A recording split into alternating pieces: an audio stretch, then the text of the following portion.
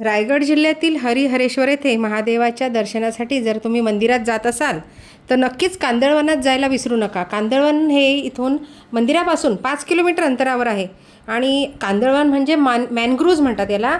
आणि खरोखर अतिशय विलोभनीय असं इथलं वातावरण आहे.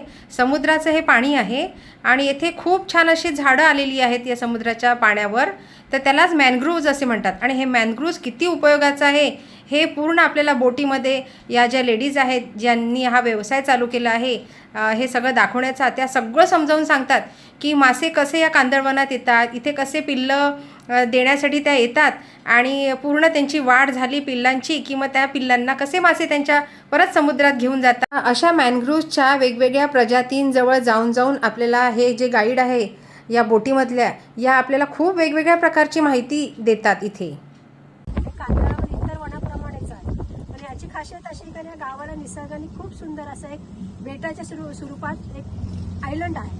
तर ते आम्ही पुढे गेल्यावर तुम्हाला दाखवूच आहे. पण आता आपण आहोत कांदळवनात. आता आपण करतोय कांदळवनाची सफारी. कांदळवन म्हणजे काय माहिती आहे आपल्याला? नाही.